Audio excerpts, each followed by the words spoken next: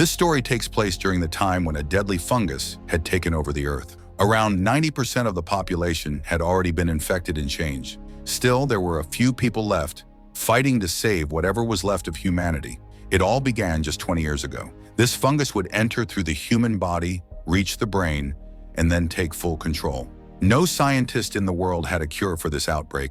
News about it was all over the place. Joel Miller and his daughter Sarah were still safe for now, because their city was in a secure zone. But overnight, everything changed. Late at night, Sarah heard gunshots coming from the neighbor's house. When she went to check, she was completely shocked. Her neighbor had turned into a zombie and jumped at her the moment she saw her. Luckily, Joel and his brother Tommy showed up just in time to save her. Now they had to get out of the city before lockdown, because the government had started bombing the infected areas. They drove as fast as they could and made it to the main highway, but it was already packed with traffic. There was a river near the edge of the city, so they turned the car that way, but every road looked the same, blocked or too risky. That's when a plane crashed right next to them, flipping their car. Somehow, all three of them made it out, but Sarah had gotten hurt. Tommy told Joel, "You two head toward the river, I'll meet you there." Joel did just that. Right then, a zombie spotted them and charged straight at them. It was about to attack when a soldier showed up and shot it down. Looking at the soldier's face, Joel started begging, "We're not infected, please don't shoot." But the soldier still fired at them and walked forward to finish Joel off. At the last second, Tommy appeared and shot the soldier down. By then, Sarah had already been hit in the stomach. Joel couldn't save her, no matter how hard he tried. He held her in his arms and cried for hours. 20 years later, all the world's governments had collapsed, and now Fedra authority was in charge. Their rules were brutal.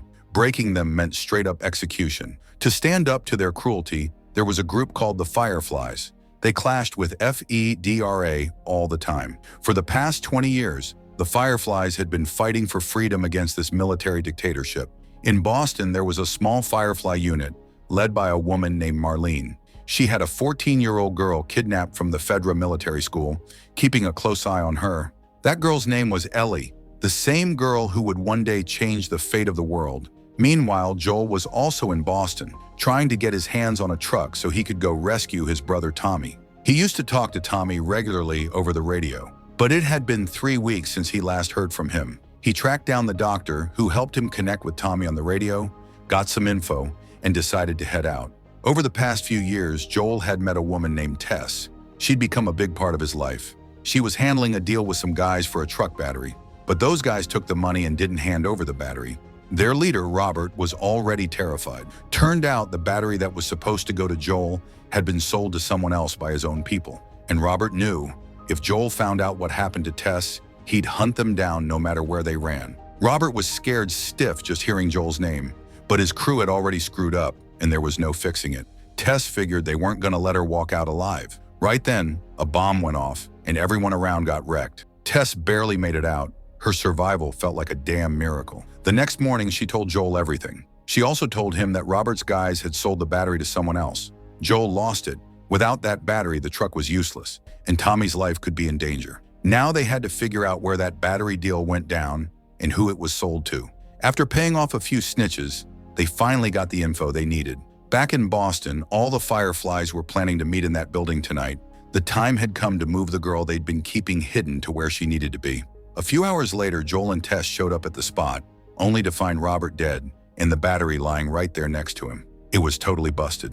Looks like trying to sell a dead battery got him killed. The whole hallway was filled with bodies. As Joel walked further in, he saw a woman trying to help one of her wounded teammates. Before Joel could point his gun, Ellie jumped out of nowhere and came at him with a knife. But Joel was already on alert. Joel and Marlene knew each other well. A few years back, Tommy had actually worked with the Fireflies in Boston. Joel told her Tommy was in trouble, and he'd managed to get a truck to go get him, but now the battery turned out to be junk. Marlene was hurt and couldn't take Ellie where she needed to go. Plus, Fedra was just 5 minutes away from finding them, so she offered Joel the job. If he pulled it off, he could ask for anything he wanted from the Fireflies. Joel and Tess talked it over, got the location, and decided to go for it. But getting out of Boston during lockdown wasn't going to be easy. Anyone caught outside during curfew would either be shot on the spot or hung in public as a warning. Tess knew a secret way out. They were just about to leave the city when a soldier spotted them. He pointed a gun and started scanning them one by one. When it was Ellie's turn, she suddenly attacked the cop. That set him off, and he was ready to take her out. Joel started begging, just like he had 20 years ago when he was trying to save his daughter Sarah.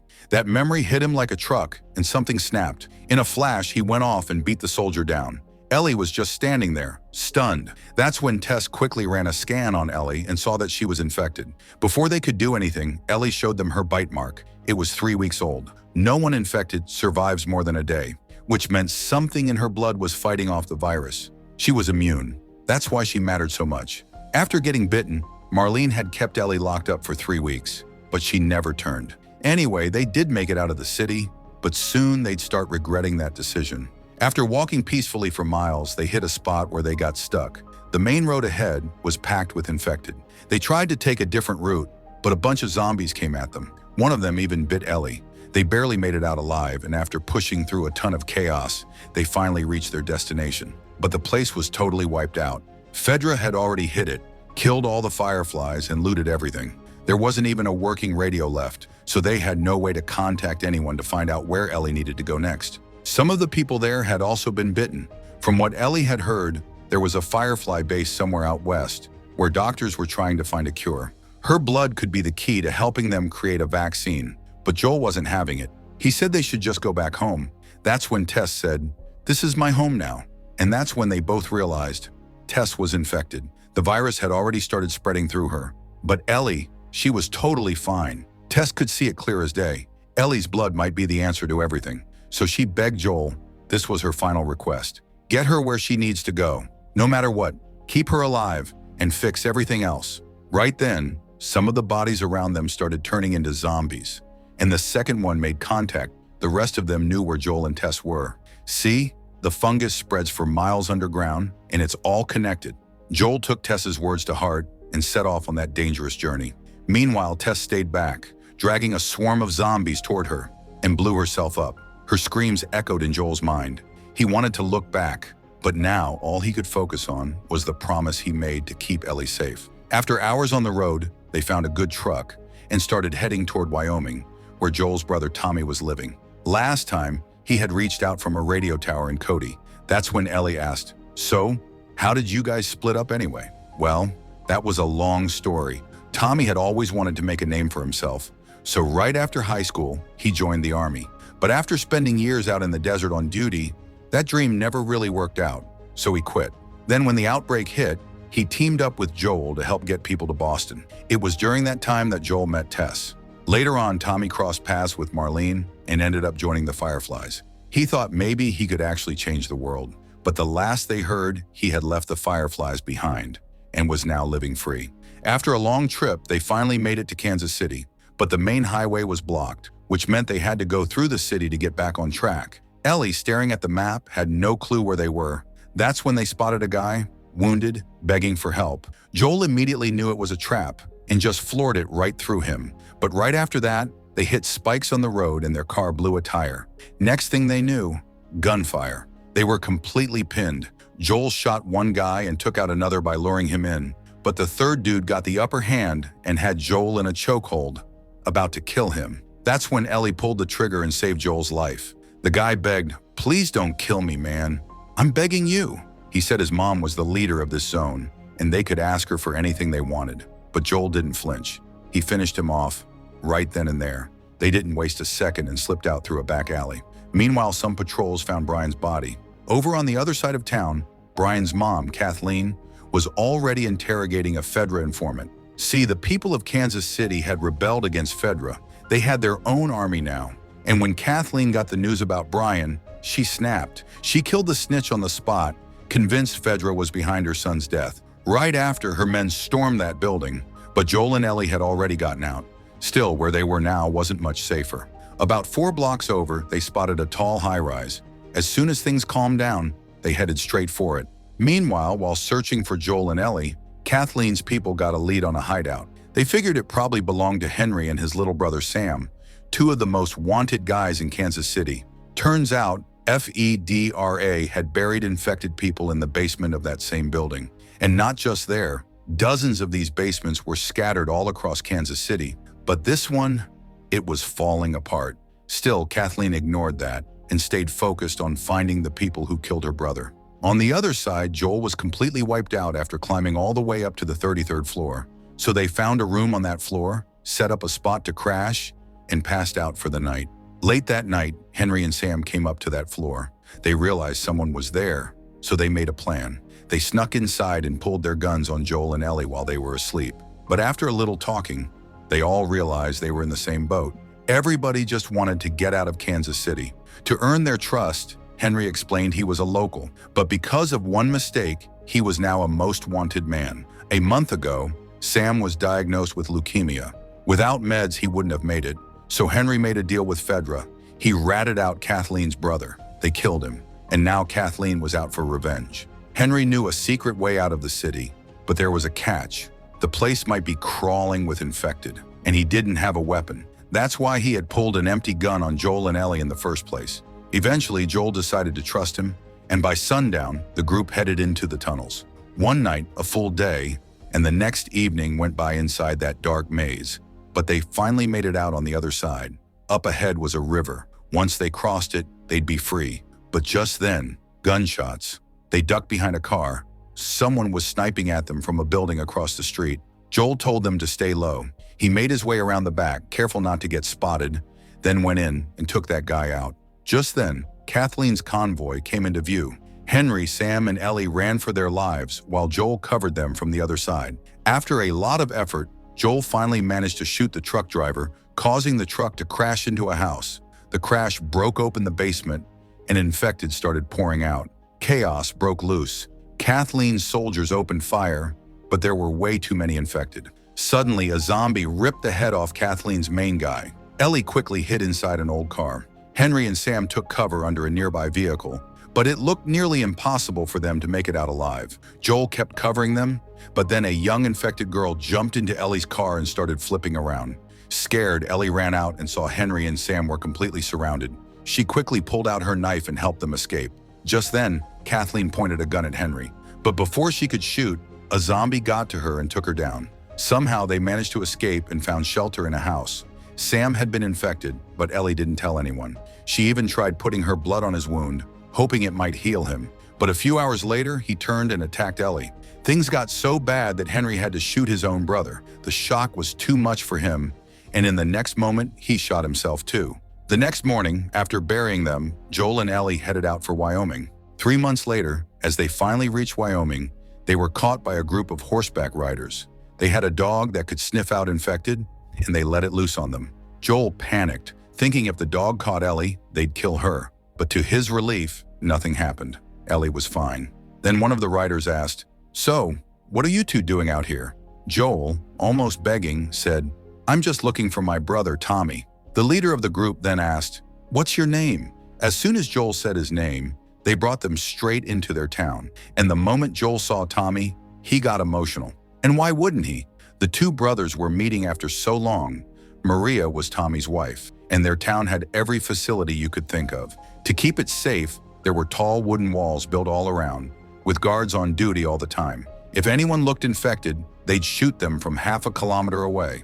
All in all, the town was totally safe. When it came to good food, the two of them went at it like total foodies. Tommy had a lot of respect for his brother. He always knew what Joel needed before he even said it. He was really happy Joel had come by.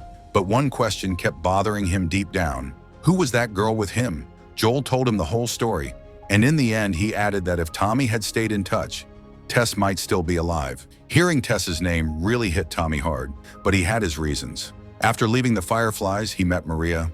Her people were super strict about this place. Using a radio was completely banned. Tommy had agreed to their rules and settled down with Maria. Joel said, "You could have at least let me know you were okay and wouldn't be talking anymore." Anyway, Joel still had to fulfill Tess's last wish, getting Ellie to the Fireflies base. But lately he hadn't been feeling well. His heartbeat had started to slow down. Maybe it was the cold weather here. Joel didn't want to take any chances, so he asked Tommy to take Ellie instead. The Fireflies base was 5 days west from there, but the way was dangerous, full of infected and raiders. After Joel insisted a lot, Tommy finally agreed. But Ellie didn't trust anyone except Joel. She only felt safe with him. So in the end, Joel had to take her himself. Before they left, Tommy said, "The doors to this town will always be open for you both." Spending all that time with Joel had turned Ellie into a pretty sharp shooter. a skill that had come in real handy later on. The 5-day trip flew by with jokes and laughs, and before they knew it, they reached the Fireflies' base. But everyone had already left the base. After checking the map, they figured the Fireflies must have moved to Salt Lake City. Just then, they spotted some people below and quietly made their way to the horses. That's when one of them attacked Joel.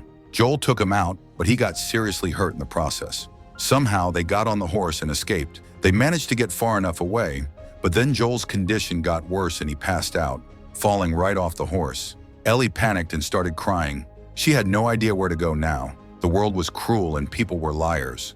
What could she possibly do alone? She rushed into nearby houses looking for meds and luckily found a needle and some thread. She stitched Joel's wound herself. Joel felt like this was the end, so he told Ellie to go back to his brother. But Ellie refused to leave him like this. No way. For 2 or 3 days, Joel didn't get any better. They were out of food too. So Ellie went out hunting and managed to shoot a big deer. But even after getting hit, the deer kept running. Ellie chased it. Meanwhile, 2 hunters had already found the deer. Ellie snuck up and pointed her gun at them. Their names were David and Martin. They were part of a big group that hadn't eaten in a long time. They offered to trade supplies for part of the deer. Ellie agreed to give them half in exchange for medicine, but only if they brought it right there. A while later, when they came back with the meds, Ellie grabbed it and ran off without wasting a second. After she left, Martin asked David, "Why'd you let her go?" "Her buddy's the one who killed Alex." David replied, "We'll get revenge for Alex." That night, their whole group feasted on the deer meat. Back with Joel, Ellie kept giving him medicine on time, hoping he'd recover soon. Joel wasn't her real dad, but to her, he was more than that. The next morning, when Ellie stepped outside, she saw David and a few of his guys headed her way. They were talking among themselves, saying they needed to catch the girl alive. Ellie ran back in, shook Joel awake and said, "They're coming to kill you. I'll draw them away. If anyone gets close to you, kill them." Then Ellie jumped on the horse and started firing at them while riding off. They chased her, and one of them shot her horse. Ellie was captured. There were 5 or 6 of them. 2 of them dragged the horse away. David picked Ellie up and took her, and the rest went looking for Joel. But Joel was ready. As soon as he got the chance, he killed one of them. Then he used that guy as bait to lure in another one and forced them to tell him where Ellie was being held. Meanwhile, Ellie was trying to figure a way out of that jail. That's when she spotted a severed ear lying nearby, and her heart dropped. Turns out, David didn't let anything go to waste in these times of starvation. Most of his group didn't know the truth. Only David and a few close ones knew what was really going on. And maybe he had the same plans for Ellie too. But the moment she got a chance, Ellie broke David's finger and lunged for the keys. David hurt her pretty bad though. Right after, they started dragging her off to finish her. That's when Ellie bit him and screamed, "I'm infected! And now you are too!" David froze when he saw the mark on her arm, totally shocked. Before he could react, Ellie made a run for it. Meanwhile, Joel had made it to their base and was getting closer to finding Ellie. After a long struggle, David finally caught Ellie again. But even then, Ellie didn't hold back. She killed that psycho with her own hands. And just like that, Joel and Ellie made it out of another nightmare. From here, the story jumps back 14 years. We see a pregnant woman who had been bitten. Before the infection could spread, she gave birth to her baby and named her Ellie. She didn't even get the chance to feed her. Now everything was in the hands of Ellie's mom's friend, Marlene. Ellie's mom had lied to Marlene, telling her that Ellie was born before the infection hit. After that, Marlene saved Ellie and took her to Boston, where she got enrolled in a federal school and continued her studies and all that. In the present day, they had made it to Salt Lake City. Ellie was quiet, kind of sad, probably because she knew this was where they'd part ways. But then out of nowhere, they were attacked and taken captive by some people. Turns out they were Fireflies. Marlene was there too. She told Joel that Ellie had been taken in for surgery. Joel was confused, like, what surgery? That's when Marlene told him the truth. There's something unique in Ellie's brain, and the doctors needed it. They were certain it could lead to a cure, which they planned to give away for free to everyone. But when Joel realized that meant opening up Ellie's brain, he changed his mind. He straight up told Marlene, "Find someone else who's immune." But they didn't listen. Instead, they held him at gunpoint and forced him out. 2 soldiers started escorting him out of the building. That's when Joel snapped. He attacked them and took them out. Then he went full force, taking down every Firefly that stood in his way, heading straight for the operating room. By the time he got there, they had already knocked Ellie out. One of the doctors tried to stop him with a scalpel, so Joel shot him too. And when Marlene tried to block his way, Joel didn't spare her either. He shot her, saying, "If I let you live, you'll just come after her again." A few hours later, Ellie woke up, still groggy and confused. Last thing she remembered was being with the doctors.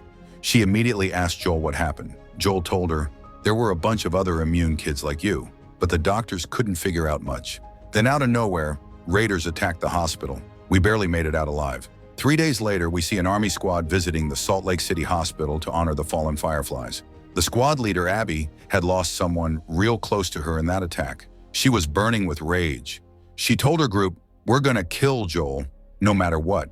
We'll make him suffer so bad, his next 7 generations will shake in fear." But finding Joel? Yeah, that was gonna be like finding a needle in a haystack.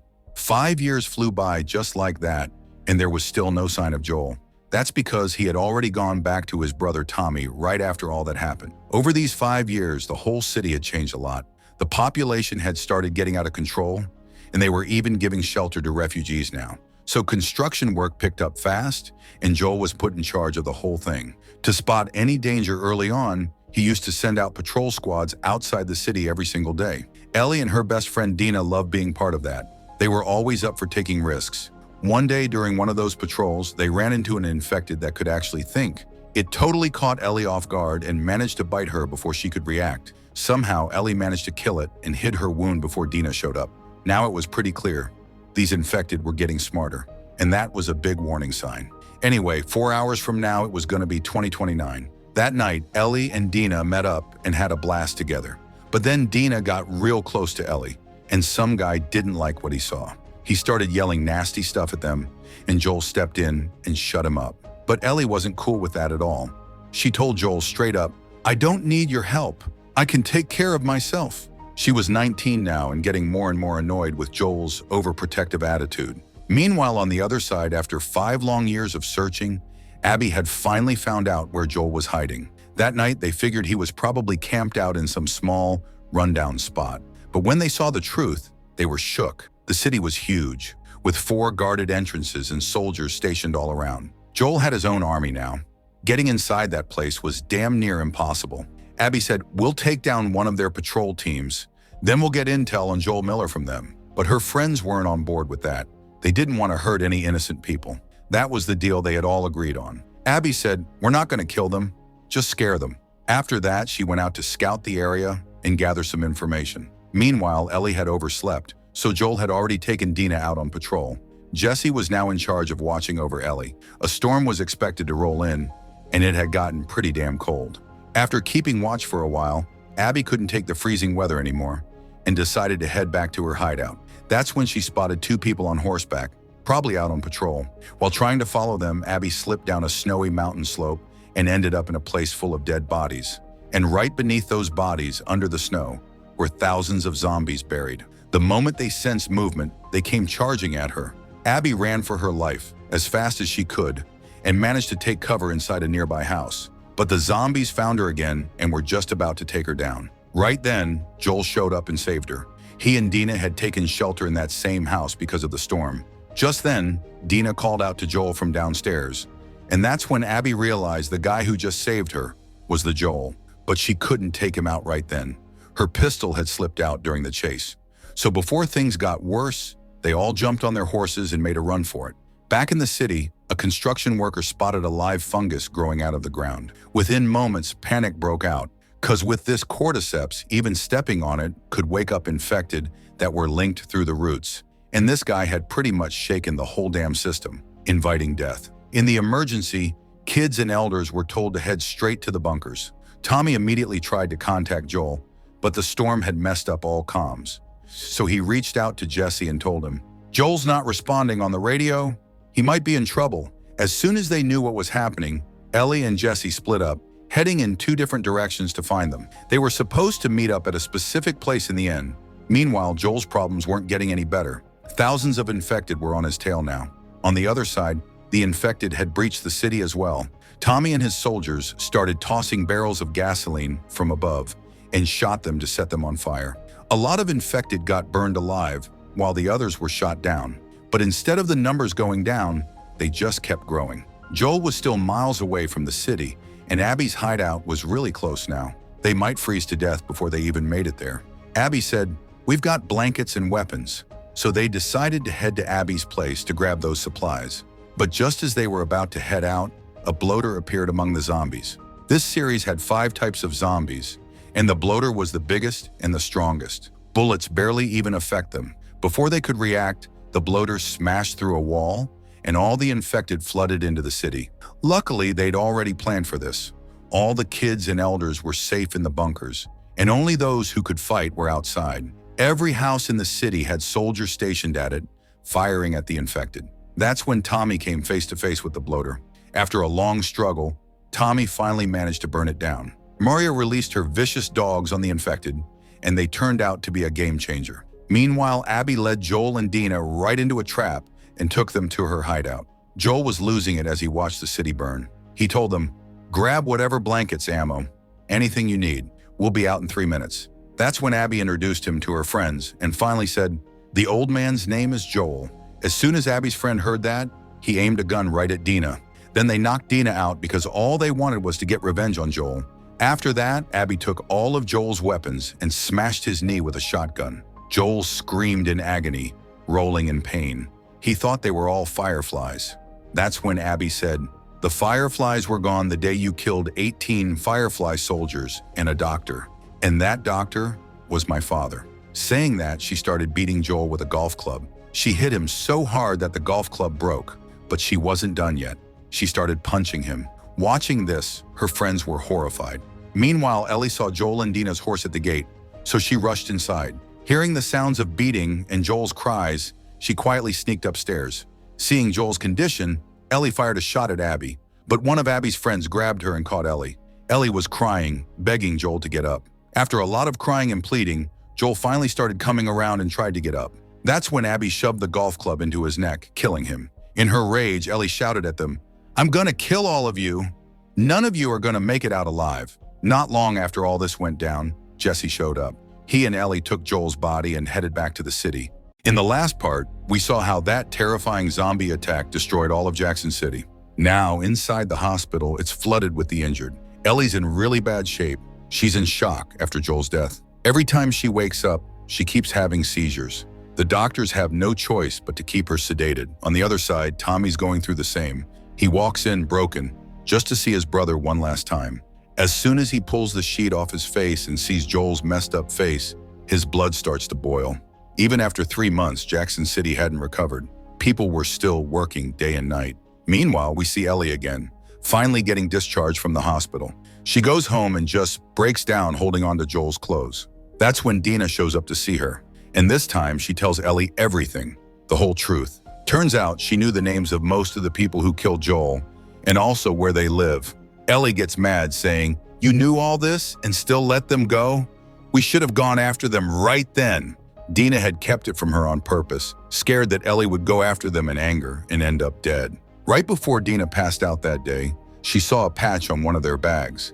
It had a yellow triangle, a wolf's head, and WLF written on it. A while back, Dina had heard a story from Eugene about the WLF in Fedra. For those who don't know, Eugene used to be a member of the Fireflies and a good friend of Tommy. Later, he settled down in Jackson City. According to Eugene, a few small groups from the West fought against Fedra, but they were too dumb to work together. One of those groups was the Washington Liberation Front, or WLF. People called them Wolves, and they were from Seattle. The girl who killed Joel, her name was Abby. Now all that's left is to go to Seattle, find Abby, and end it. Ellie told Tommy about it, and then the issue was brought up in the council meeting. But no one really supported the idea of getting revenge on Joel's killers, except Seth. Even though he had a fight with Joel on New Year's night, he still couldn't stand the fact that some outsider could just walk in, kill one of their own, and the whole town would sit back and do nothing. Truth is, people were already scared because of the zombie attack. The big question was, if they sent their best army battalion to Seattle and Jackson got attacked again, then what? The town still hadn't recovered from the last attack. The board took a vote, and only 3 votes were in Joel's favor. Basically, the whole thing got shut down. But Ellie wasn't the kind to just sit back. That night, she and Dina took off from the town with Shimmer. For those who don't know, Shimmer is Ellie's loyal horse. She picked her when she was just a few months old. Not long after Ellie came to Jackson City, Seth, who was on watch duty, packed them up with food, alcohol, meds, enough for 2 weeks, and even helped them escape. Before heading out, Ellie stopped by Joel's grave. She just sat there for a while, staring at it in silence, and then they set off for Seattle. Their plan was to travel through the forests and hills of the Cascade Mountains. After weeks on the road, when they got close to Seattle, they found a bunch of dead bodies along the way.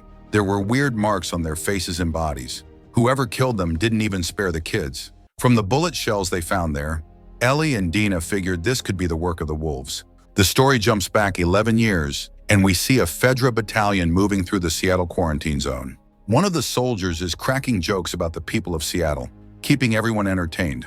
That's when their Sergeant Isaac steps in and says, "We took away their voting rights. Their people are getting killed every other day. And you think it's funny?" Suddenly, the bus comes to a stop in the middle of the road. Turns out the path was blocked by a broken-down bus. All around, there were a bunch of wolves. Isaac gets off the bus with just one new recruit to go talk to them. A woman from the wolves comes up to talk. Her name is Hanrahan. As soon as Isaac sees her, he walks back to the bus. And then, out of nowhere, he throws 2 grenades inside, killing his own soldiers. Turns out Isaac betrayed Fedra and joined the wolves. The new recruit with him, he follows Isaac's lead and joins the wolves too. Meanwhile, Ellie and Dinah have entered Seattle. After going a little deeper, they come across an old Fedra base. Dead soldiers were scattered all over the place. It looked like the wolves had totally wiped Fedra out here. On top of that, there was a big WLF sign painted on a tower above, like they were sending a message that this is their turf now, which meant they were ready. Getting to Abby wasn't going to be easy. On the other side, we see Isaac again, torturing a Scar he captured. Lately, the wolves have been in a brutal war with a tribal gang called the Scars. Those bodies Ellie and Dina saw in the woods, those were Scar members.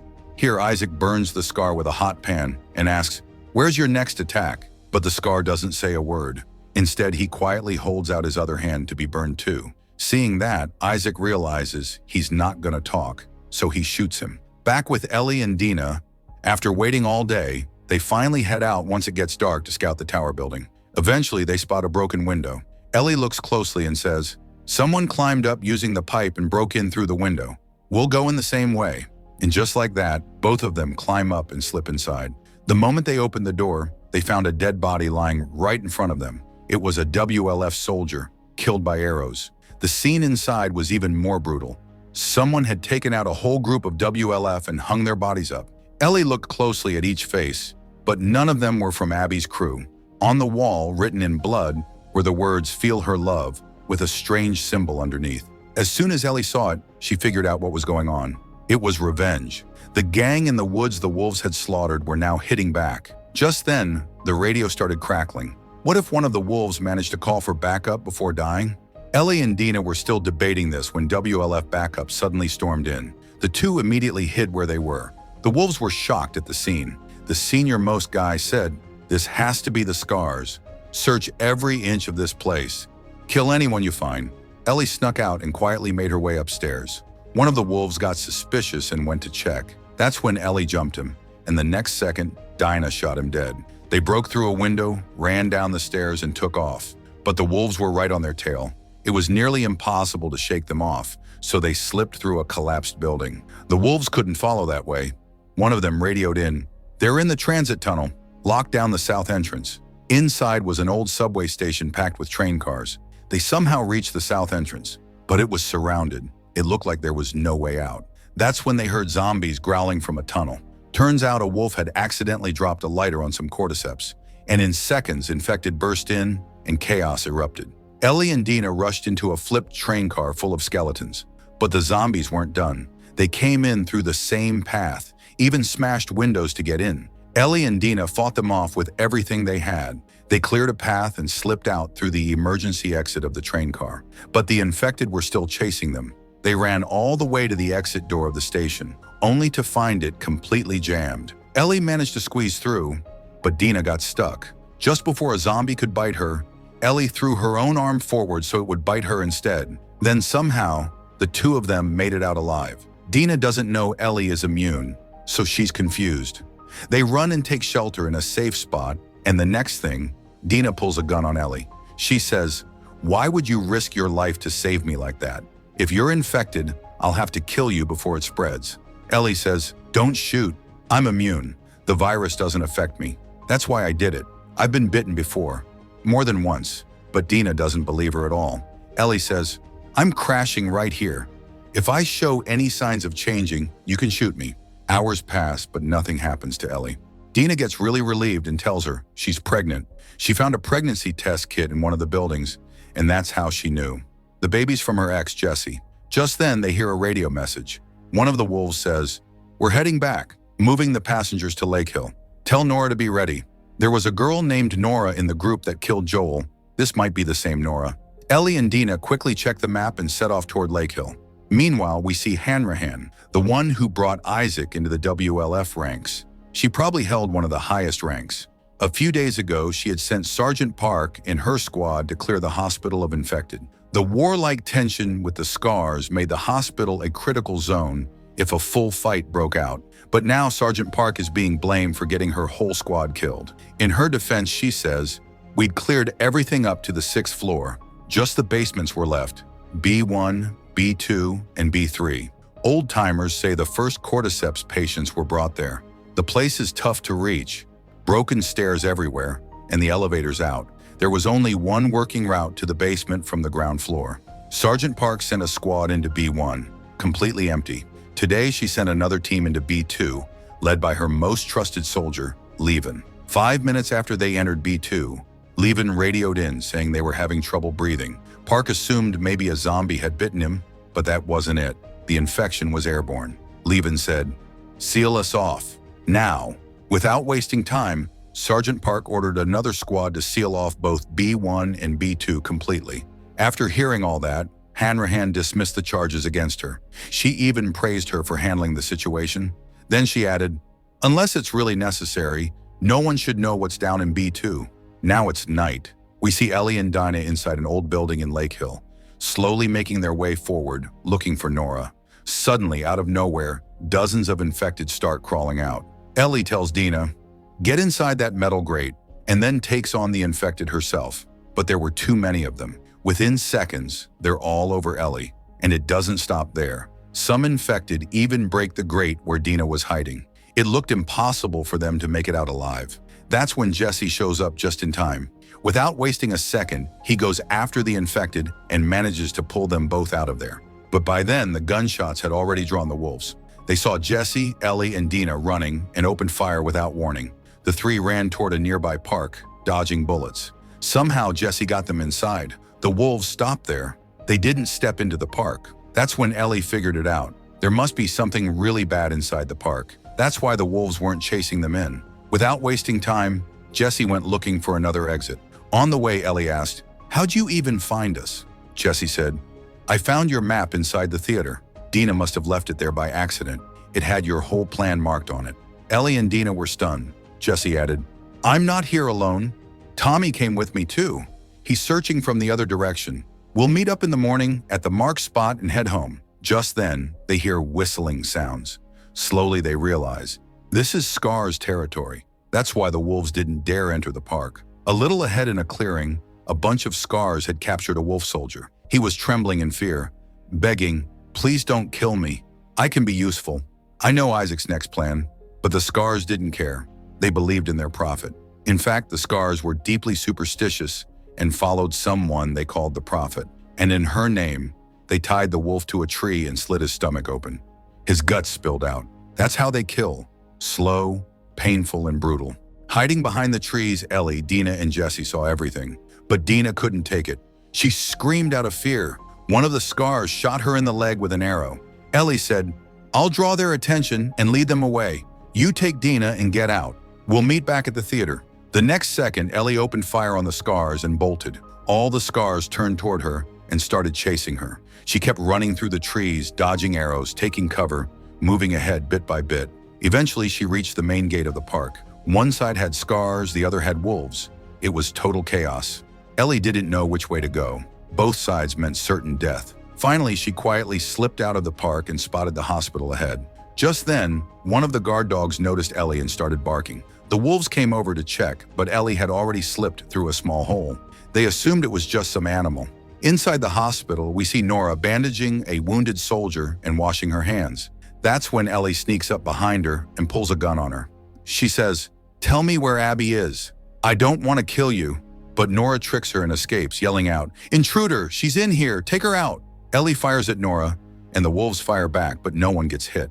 Nora keeps running and eventually jumps into an elevator shaft. That elevator leads to basement B2, the same basement with infected air. But Nora doesn't know that. Just then, Ellie fires again. To escape, Nora runs into B2. Ellie, now being chased by wolves, has no choice but to follow her in. Inside, cordyceps were spread everywhere. Some of them were still alive. Suddenly, Ellie heard Nora coughing. She followed the sound and saw Nora coughing hard. Nora angrily said, "There's infection in the air here. Thanks to you, we're both gonna die now." But soon she realized, the immune girl is Ellie. That's why the infection wasn't affecting her. Ellie first asked her nicely where Abby was, but Nora didn't say a word. So Ellie picked up a metal pipe lying nearby and smashed Nora's knee with it, then left her there to die and somehow made her way out of the hospital. Meanwhile, Jesse had already gotten Dina back to the theater. Before pulling out the arrow from her leg, he offered her some liquor, but Dina didn't drink it, though she was the kind of person who'd usually chug free booze without asking. Jesse started getting the picture. He pulled the arrow out, patched Dina up, and went quiet. A little later, Ellie returned to the theater. She told Dina everything that happened after they got separated in the forest. Also said that Nora didn't give up anything till the end. The next morning, Jesse and Ellie left Dina behind to rest and went out to find Tommy. On the way, Jesse got Ellie to admit that Dina was pregnant, which meant Jesse was going to be a dad. At the same time, the weather started changing. Elsewhere in Lake Hill, we see the Wolf Army getting ready for a big war. Their leader, Isaac, was talking to Sergeant Park about the plan. He said, "We might not make it out of tonight's fight. The squad is scared. If we're gone, Abby's the only one who can take charge." Park replied, "Abby and her squad have disappeared. No point waiting for them?" From their talk, it was clear. They were about to launch a full-scale attack on the Scars tonight. Back to Jesse and Ellie. After hours of walking, they reached Tommy's hideout, but he wasn't there. They decided to wait for him. A while later, a radio call came in. Someone reported an attack. "There's a sniper hiding near South Lake Marina. 2 of ours are down. We need backup now." Jesse said, "That's got to be Tommy. We got to get there fast." They headed to the highest point nearby to get a better view. Gunshots were coming from the right, but in the opposite direction, they spotted an aquarium. Ellie had a hunch. Maybe Abby was hiding there, but Jesse didn't agree. He thought saving Tommy was more important. Ellie said, "How can you be sure it's Tommy? What if he's at the aquarium?" That kicked off an argument. In the end, Jesse left Ellie and went to help Tommy on his own. Ellie took until evening to reach the aquarium area. She got to the shore and spotted 2 people near the beach. She took aim at them, but then noticed a group of warships heading out. They were going to war. Ellie stayed hidden behind a car until they were gone. Then she got on one of the boats they left behind and headed toward the aquarium. Just then, a loud explosion went off behind her, meaning the war between the Scars and the wolves had started. Inside the aquarium, we see 2 people from Abby's squad talking about her. Suddenly, Ellie showed up and held them at gunpoint. She asked where Abby was. They were shocked to see her. Ellie said, "I'm not here to kill you. Just tell me where Abby is." She told them to mark her location on 2 separate maps, and both marks better match. We've seen Joel use this method a bunch of times. Now Ellie was doing the same, but one of Abby's friends tried to be slick. Ellie shot him in the neck. The same bullet hit the girl standing next to him too. Both dropped right there, but the girl was still breathing, and she was pregnant. Before dying, she begged Ellie to cut her open and save her baby. Ellie had a knife, but her hands started shaking. She couldn't do it, and she felt terrible about it. A few hours later, Jesse and Tommy got there too. The 3 of them returned to the theater and decided to leave Seattle the next morning. They had no clue. Someone had followed them all the way to the theater. After making the plan, Tommy went off to pack his stuff. Meanwhile, Ellie and Jesse were chatting casually. Suddenly, they heard Tommy scream. They panicked, ran to open the gate, and Abby was already waiting there. Jesse didn't even get a chance. She shot him on the spot. Ellie dove for cover. Abby yelled, "Come out or I'll kill your friend. I let you live, and you killed all my friends." Next second, she shot Ellie. What happened next inside the theater? We'll see in the next season.